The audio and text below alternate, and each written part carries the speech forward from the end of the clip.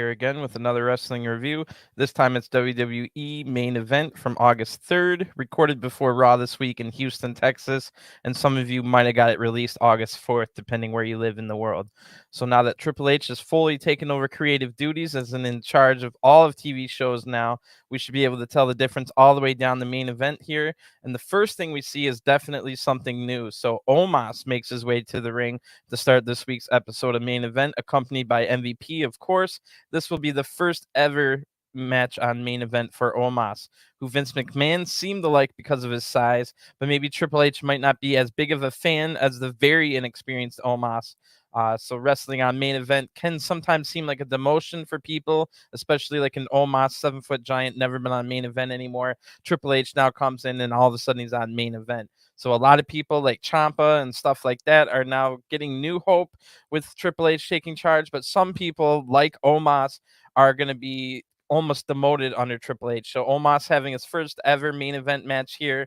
And out next is Ezekiel. So again, this is interesting. This is Ezekiel's first ever match on Main Event. And we've also seen Ezekiel getting some matches against the likes of Kevin Owens and Seth Rollins, and the crowd still doesn't really seem to cheer that hard for Ezekiel. So I think what we'll see before too long is Ezekiel turned back into Elias now that Triple H is over. This is the only time Ezekiel and Omos have been in the same ring, other than Battle Royal the day before Money in the Bank that neither man won. But Omos has been in the ring with Elias twice before. Once was AJ Styles and Omos defending the Raw tag titles against Elias and Jackson Riker. And the other one they were on the same 8-man tag team. So Ezekiel's going to have a tough matchup combining the size and strength of Omos. So we better come in with a good game plan here. And we've seen, like I said, looks like we might be getting the end of Ezekiel. I'm not quite sure. Maybe we'll get to see the Elrod third brother before that, but I think it's just going to be Elias from now on. Anyway, the crowd doesn't seem to really get behind Ezekiel anytime, so that's why I think that. So the match starts here. Zeke comes out quickly with some big strikes. He even backs Omos into the corner, but Omos just easily picks up Zeke as if he was nothing. And Ezekiel is about 250 pounds. Omos hits the snake eyes, followed by a running big boot, the Kevin Nash special. But the reason that Kevin Nash was so popular is because he was so damn cool.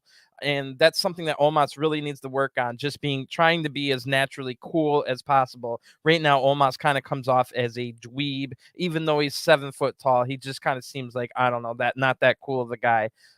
That's something he needs to work on. Zeke then strikes his way out of the hold and gets thrown to the outside. And I don't think Omos has even been damaged yet. So the crowd is completely quiet. They're not saying a word here. Omos just destroys Ezekiel, stepping on him, then throwing him in the corner. Zeke finally is able to block a counter, or can't even block a counter with the running boot. This is a massacre, but Zeke evades the next attack, hits a few strikes.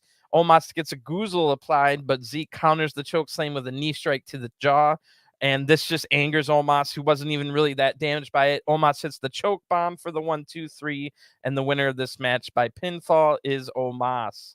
So that was a decimation right there. Maybe we've seen the end of Ezekiel soon. I much prefer Elias anyway. There's a lot more you can do with Elias. The crowd used to love Elias. They would buy his albums and listen to him on Spotify and stuff like that. I don't think you get any nearly as cool stuff with Ezekiel.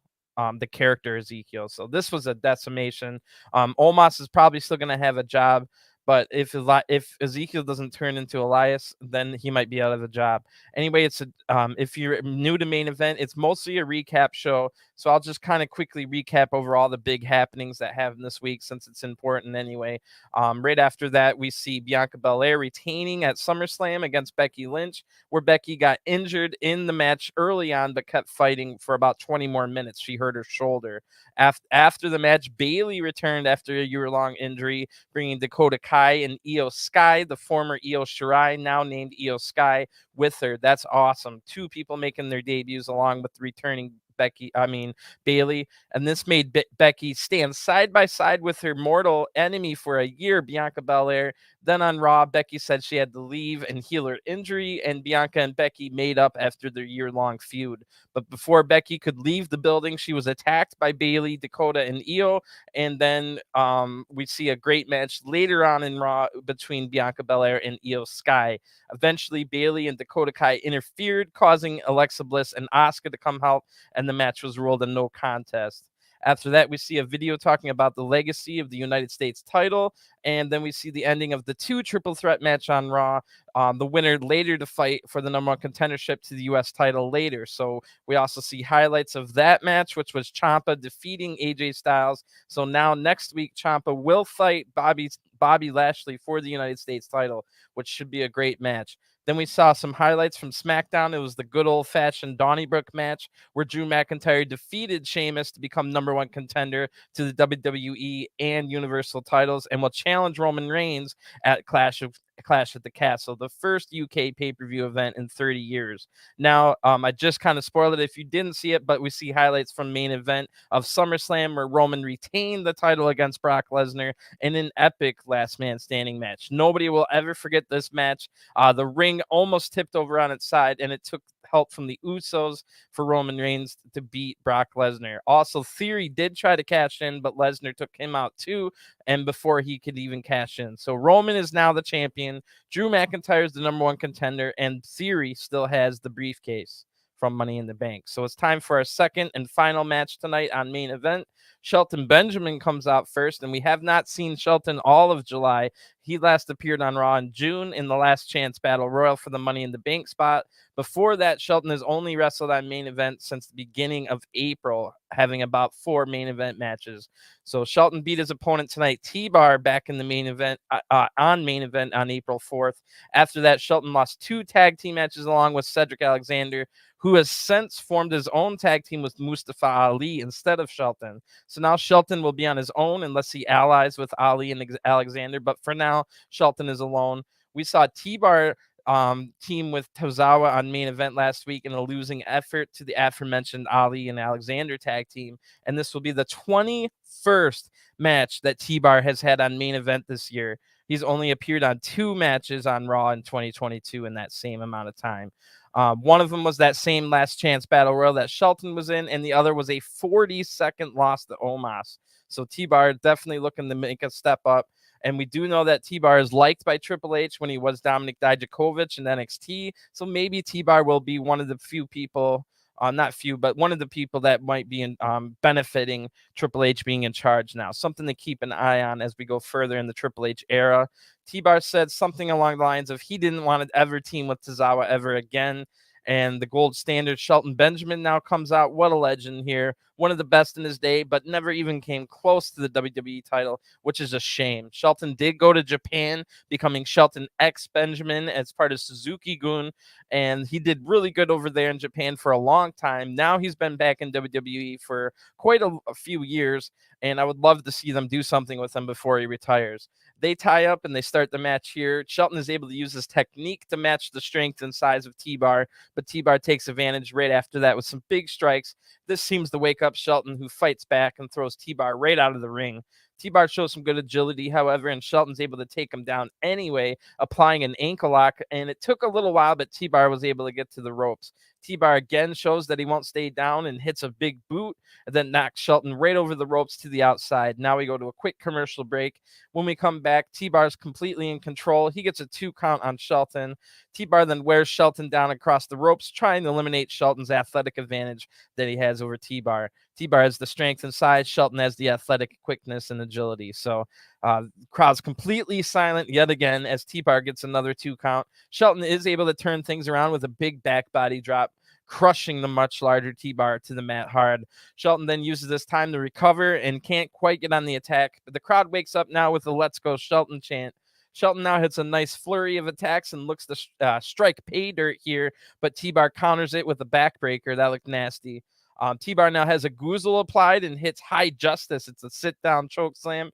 but Shelton somehow able to kick out of this at 2. That was a close one. Shelton can't get back up, so T-Bar goes up to the top rope, and he looks to hit a moonsault, but Shelton moves out of the way. T-Bar was able to notice that he moves, so he lands on his feet with a full backflip. However, T-Bar tweaks his knee a little bit here on the landing, is now in pain. Shelton applies the ankle lock yet again, right in the middle of the ring, but T-Bar, in complete desperation mode, is able to power out. But T-Bar is definitely hurt now. Shelton hits a nice go behind and a great looking German suplex. Then Shelton hits a big knee strike to the jaw of T-Bar. It looks like it was about to be over here, and it was, just not in the way you thought. T-Bar rakes the eyes, holds the ropes with his foot, and gets the 1-2-3 with leverage from the ropes. The winner of this match by pinfall, T-Bar. So Shelton cannot believe that he just fell for that. The veteran here falling for a trick, the rake of the eyes, and the getting the leverage of the ropes to get the win. Big win here for T-Bar. Maybe we'll see T-Bar on Raw soon. I would also like to see at least some kind of storyline or some kind of ending with Shelton Benjamin before he ends up retiring. I know he's in his 40s now. So after that, it's just a quick recap of Edge and his time with the Judgment Day until Finn Balor joined. They all kicked Edge out of his own group. Now Rhea Ripley, Damian Priest, and Finn Balor are the Judgment Day. And while Edge was out recovering from their attack, Judgment Day focused their attack on the Mysterios while also trying to get Dominic to leave his father's side, join the Judgment Day. And their reasoning was Ray didn't train Dominic very well, and they could do a better job to make Dominic a better wrestler. So far, Dominic has refused to join. At SummerSlam, Edge returned out of the fiery gates of hell to help the Mysterios defeat the Judgment Day. Due to that win, we then saw on Raw 2 nights later that the Usos retained against the Mysterios, who got a title shot for that big win.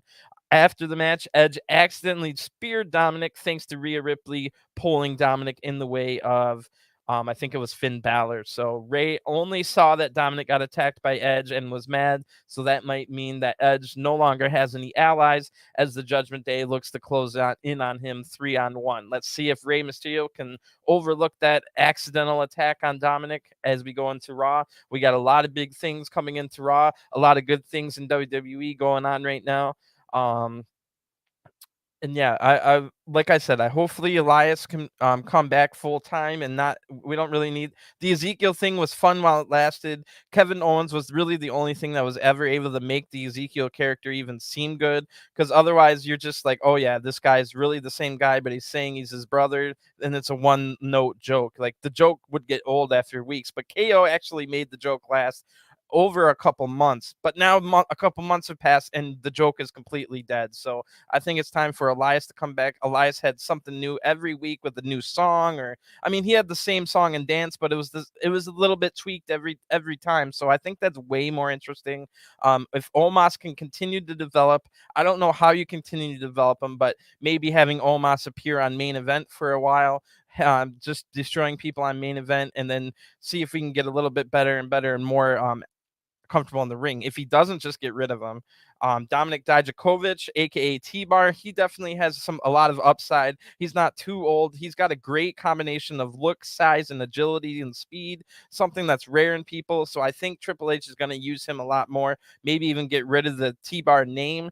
And I would love to see Dominic Dijakovic return back to the ring with this whole feast your eyes stuff. If you've ever seen him in NXT, you know that whole gimmick was pretty good. He was basically just a badass type guy who likes to destroy people. So meanwhile, T-Bar was like kind of the same gimmick, except he always loses. So I think at this point, get rid of the T-Bar game and any reference to the much failed faction Retribution, because right now T-Bar still comes out to the Retribution music. So I think if they can repackage T-Bar, like in my universe mode, I just made him Dominic Dijakovic again and gave him his old music back and all that stuff. Meanwhile, like I said, Shelton Benjamin, the 4th person we saw tonight, would love to see him at least do something big before retiring. I'm gonna get going. I'm sorry that this main event review took so long to get out. I lost power for the last 24 hours, so I'm gonna make this a little bit short because I've got so much to do. But thanks for tuning in, and I'll talk to you guys next time. And I'll try and get out some more reviews as soon as possible. So I'll talk to you again soon. Peace.